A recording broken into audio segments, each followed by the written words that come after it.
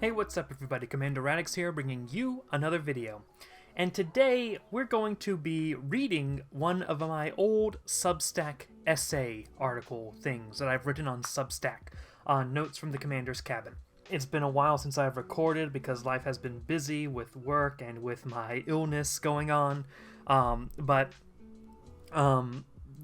this is a video that I've been needing to make for a long time now. The previous video was a video memorializing Charlie Kirk. It came out a little bit while after his assassination. It's been very hard for me to put my thoughts into words regarding the Charlie Kirk situation. I tried my best with that video. I don't think it's enough, but it's the best I could do with how my brain is working right now. And I mentioned in that video, that it's a wake-up call.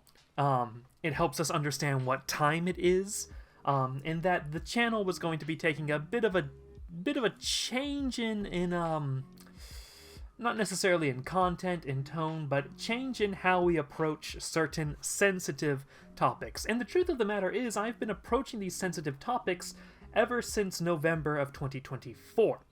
November of 2024 is when I released my essay, There Are Things That Matter, which has been a very important essay in understanding how I am approaching my social media use, my YouTube use, my online interactions, right? And sort of making a break from how I've traditionally dealt with topics like things that might be considered like politics, for example, from before and then going into the future. And I mentioned in that Charlie Kirk video that things were going to be changing in the future. In reality, it's not so much that things were changing, but that I was just not going to turn my eyes the other way. The changes as far as talking about certain things, that's been a change since November of 2024. It's just maybe I haven't uploaded much about things like this on YouTube, so the YouTube audience that doesn't follow me on social media, doesn't read my Substack, you probably haven't gotten the memo yet. This is why I'm putting it into a video form. And this isn't the first time I've turned a Substack article into a YouTube video. I did it again with the franchise fiction to slop pipeline. That was a combination of a few Substack essays I've written. If you don't follow me on Substack, consider following me on Substack. Link is in the link tree, which is in the description below. But this essay, There Are Things That Matter. This has been a mantra that I have been repeating a lot lately. There are things that matter, right? Especially coming from a more consumer background, that being, the Transformers YouTube sphere. I see that there's a hyper-focus on things that don't necessarily matter as much to things that actually matter. And when things that actually matter are attacked, there is a duty to sort of approach the things that matter. To recognize that there are things that matter. And that's sort of the core thesis of this essay. And I'm realizing this especially because in my Charlie Kirk video, or after I released my Charlie Kirk video, I got a lot of comments saying thank you for making this video, that they appreciate creators like me speaking up about these things, and a lot of good support on that video. Thank you very much.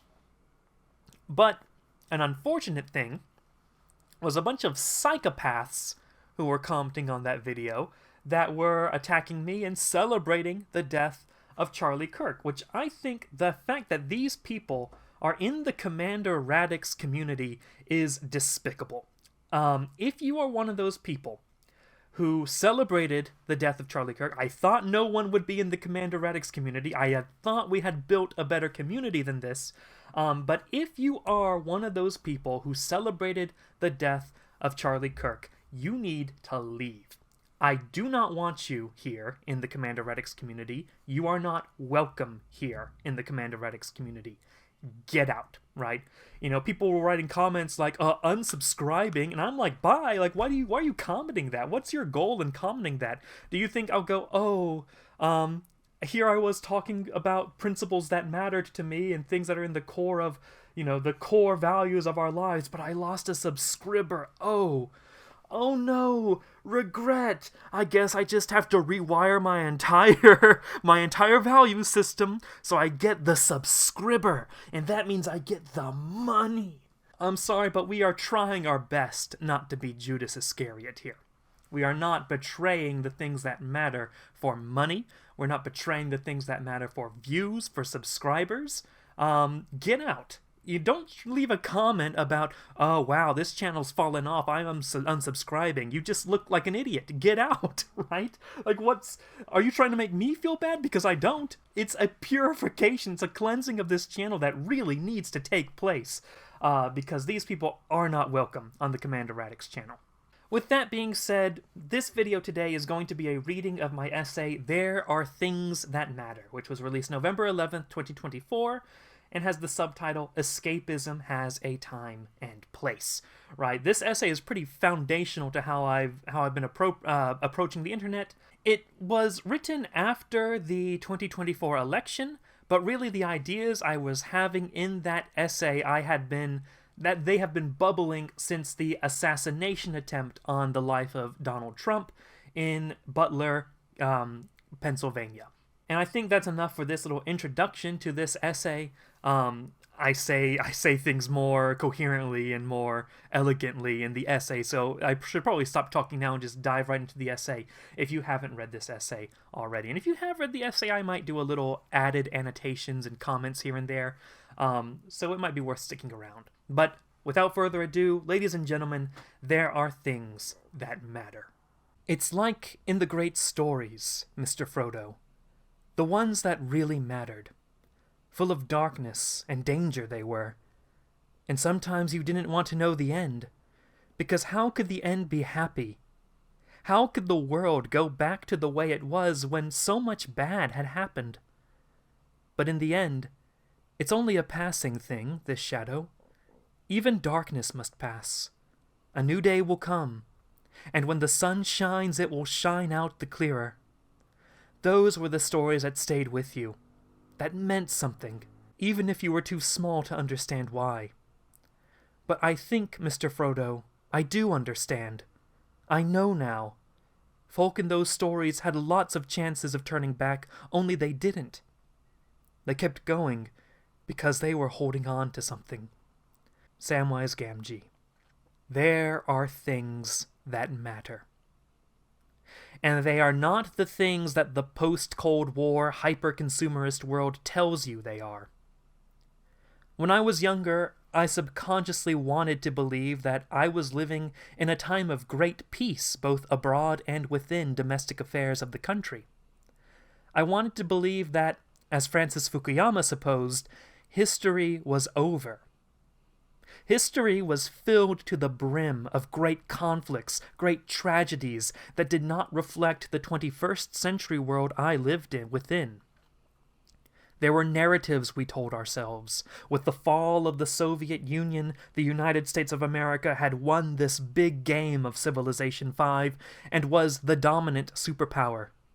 There were no threats of large-scale war. Things would only get better and better. Materially speaking, of course, for the modern person cannot understand flourishing outside of the materialist paradigm. Yeah, maybe there would be a terrorist attack here and there, but those guys were half a world away. Yeah, China or whoever was on the rise, but we control the waves, the global trade, the global market, the nuclear deterrent, and so on. The Pax Americana had been realized. And what did that mean? What do you do when you have no enemies, yet a fiercely materialist and capitalistic mindset? Really, the only path available to such a society is to gorge on pleasure. On film, on reality TV, on video games, on hobbies. In a sense, hobbies became our identities because the only thing holding us together before 1991 was a sense of American identity in the face of the threat posed by the Soviet Union. Now, with that common foe gone, and the rapid development of technology producing a golden age in content, in quantity if not necessarily in quality, identity became rooted in these entertainments. To say nothing of the pitiful state religion was in at that point in time. In a time of great peace, what did even the slightest bit of conflict mean? It was nothing less than a threat to take everything upon which the Pax Americana shakily stood upon and flipping everything upside down. Conflict meant starting back up history. It meant a return to violence and tragedy. So why fight? Even if there are fundamental disagreements that could not coexist, such was the coalition of Americans at the end of the Cold War, just simply ignore those problems. Why deal with those problems when we have such great movies and video games coming out? That model of peace was unsustainable. When I was younger, I had a strong disdain for politics, and in a sense I still do to this day. From my perspective and experiences, it did nothing but bring conflict into this world of peace. It did nothing but show that this uneasy coalition we call a society was unsustainable. Politics was something I wanted to ignore. Rather, enjoying the fruits of peace, I immersed myself in the world of fiction.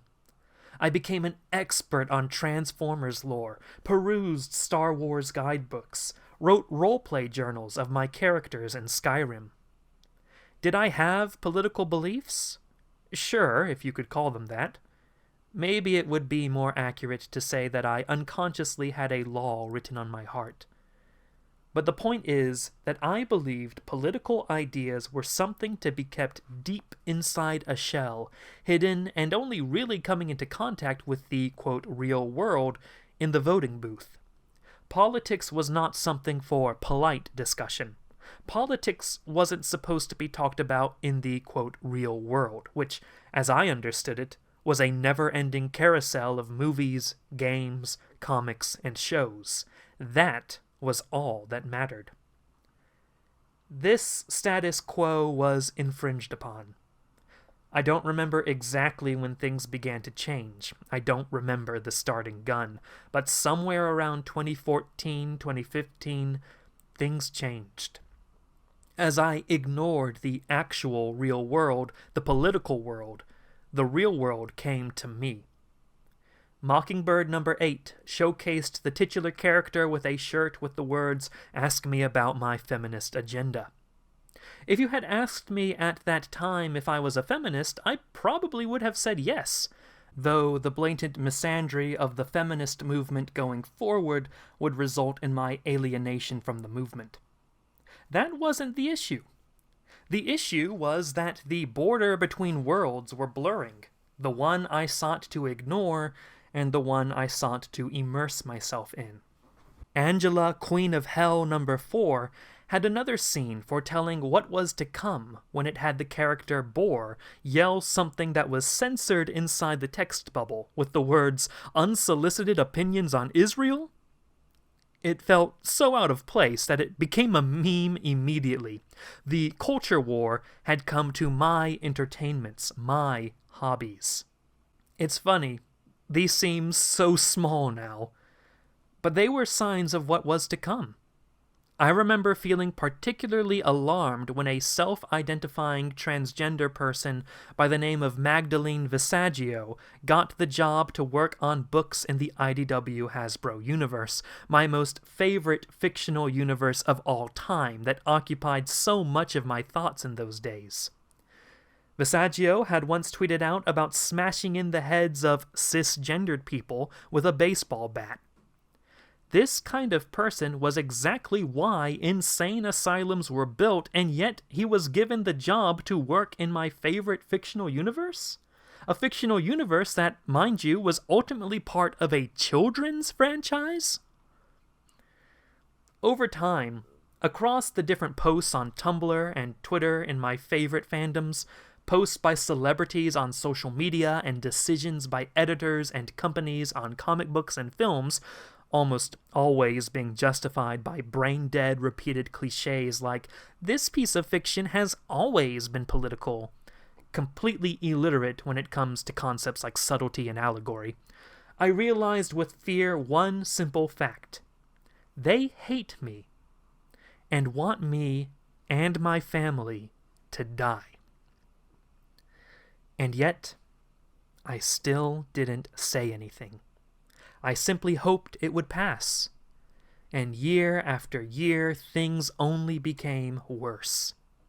The world was becoming dangerously stupid. but I still held my tongue to avoid conflict. I wanted to keep the peace. Because once the illusion of peace was shattered, there was no going back. But it never stopped. Things got stupider and stupider. The breaking point was July 13th, 2024, when they tried to kill President Donald Trump. They tried to blast his head open on live television. I still haven't really collected everything I have to say on that, but I'll try to do so here. I wasn't particularly public with how I felt about Donald Trump. Heck, when he first came into the scene in American politics, I didn't care for him. His first term was frustrating, at times wonderful. His handling of the 2017 to 2018 North Korean crisis, for one, and at times infuriating. I was greatly disappointed by his strike on Syria in 2018. But overall, with culture under siege by psychos on every side, I saw Donald Trump as an ally, and ultimately as my preferred candidate. In a way, Trump was the only hope I had for the future of the United States. And they tried to kill him on live television. In the words of Hulk Hogan, enough was enough. I think that moment was the straw that broke the camel's back for every single level-headed and normal American in the country. It certainly was for me. Another moment worth mentioning, words cannot express the rage I felt at the covert melting down of the Charlottesville statue of Robert E. Lee, a cherished symbol of my people and identity. This is a topic I could go on for pages and pages about, but those who know already know, and those who don't understand already will never understand. That moment was the moment I felt that total war had been declared on me and my family, and it was that moment when I supported total war on them. That total war could only come in the form of Donald Trump. Folks, I write this today because I have regrets. I regret the way I behaved the past 10 years. I regret giving room, giving even an inch to monsters who hate me and everything I stand for. I have been coming to terms with the fact that the population of the United States of America has gone through one of the most intensive propaganda campaigns in the past decade, as Mystery Grove highlighted. And I am realizing that there are large portions of the population that are actively anti-civilization and anti-human, and that, unfortunately, they are uneducable, as Athenian Stranger has illustrated.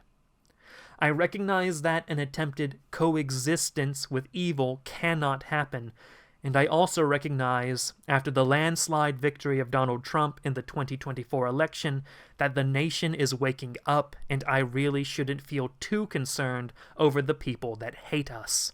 They are being left behind. As a Transformers YouTuber, I saw someone post in X something along the lines of, "I don't want to talk about politics, I just want to post Transformers." Seeing that post, I felt a calling to simply voice my experience. I might have sympathized with those words back in 2014, but not now. Escapism is important, and it does have its place. I'm not denying the value of escapism. J.R.R. Tolkien himself spoke of the value of escapism. See On Fairy Stories. But Tolkien also understood that escapism had its time and place, and that there needs to be engagement with the real world as well to be a healthy human being. Tolkien understood the value in not confusing the primary world and the secondary world for one another. But saying, "I don't want to talk about politics, I just want to post Transformers," is ironic in that the post is inherently about politics and not about Transformers. The poster had the option to simply post Transformers, which would be understandable enough. But the post itself implies an inversion of the primary and the secondary worlds. Folks, there are things that matter. And it's not perpetually consuming products. I realize the problem with this article is that I'm preaching either to the choir or to zombies. Those who understand these things, well, already understand them. Those who don't, on the other hand, will never understand. I suppose there really isn't any point in me writing this for anyone. Maybe I'm writing this for myself. When a character, from a safe distance or with the aid of a glass barrier or whatever, sees their loved one turned into a zombie, they have a tendency to talk to the zombie as if they can hear them, as a way of saying goodbye. I am crying out, pleading with the deaf, for you to understand that there are things that matter. God matters. And when I say that, I hear you cry that God isn't real, or that I'm not acting Christ-like, or that religion only enslaves people. Your family matters.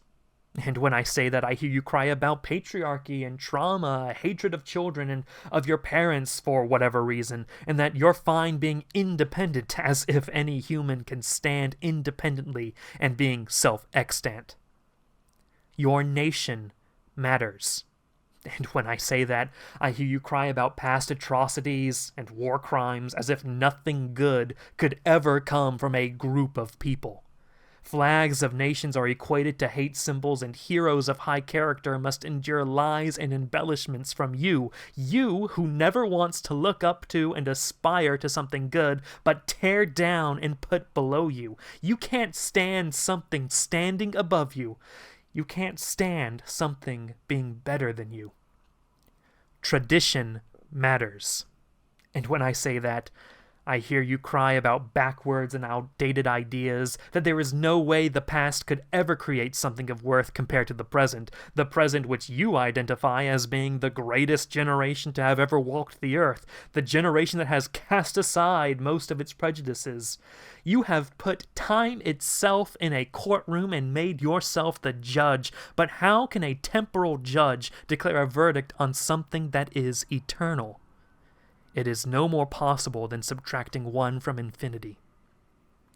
Literature matters. And when I say that, I hear you cry about race, gender, and ethnicity and representation. I hear you cry about the great works being fanfics, as your mind is incapable of understanding anything besides fandom and consuming. Love matters. And when I say that, I hear you cry that love is not real, just a chemical in the brain that manipulates behavior for the goal of reproduction, so you care not who you love or with whom you do things that should be reserved for those who matter. For to you, love is a lie, and my heart breaks. Health matters. And when I say that, I hear you cry that all bodies are beautiful, as if beauty was something subjective and not a transcendental that we participate in by degrees. And in your nihilism, you promote a death cult that paints a smiley face on the grave. But at least you got the affirming comments on social media by other people likely to join you in the ground soon enough. Mental health to you is something only possible through the work of a magician you call a therapist, and elixirs called antidepressants, and you can't fathom that a system that profits on your illness does not want to see you cured. Enough is enough. There is no good that can come from trying to create understanding with zombies who simply hate you and want you dead. By definition, unity is impossible between opposites, and efforts to create unity are in vain. While not my main focus, know that I will speak on things that matter, on things that are important, and I will not hold my tongue anymore. Any whining from the zombie crowd is simply going to be shrugged off. There's nothing that can be done for them. A decade of conversation and debate has taught me that. I'm so tired. Like nearly 75 million Americans, I'm so tired. There are things that matter.